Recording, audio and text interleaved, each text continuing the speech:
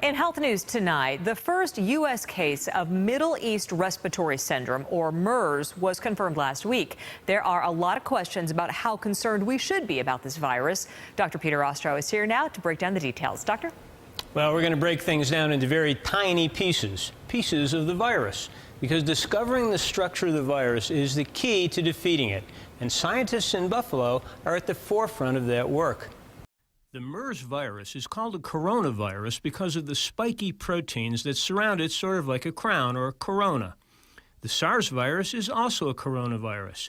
During the SARS outbreak a few years ago, scientists at the Hauptmann Woodward Institute in Buffalo began examining the structure of the SARS virus.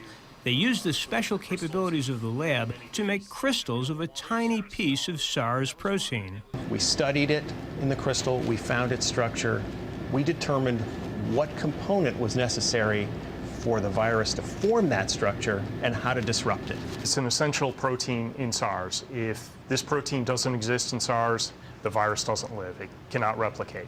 They caused a mutation that produced a slightly altered form of the protein. In this diagram, the green one is normal. If I zoom in a bit, you'll see that the red molecule, the mutant, is not perfectly aligned with the green one. It doesn't look like much of a difference, but with that alteration, the virus can't replicate. So even something as minor as this change, in effect, kills the virus. Now they're looking at MERS, and MERS has the same vulnerable zone as SARS. So they're almost identical in the two viruses.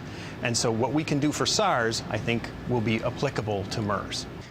So it's a potential site for a broad-spectrum antiviral against coronaviruses.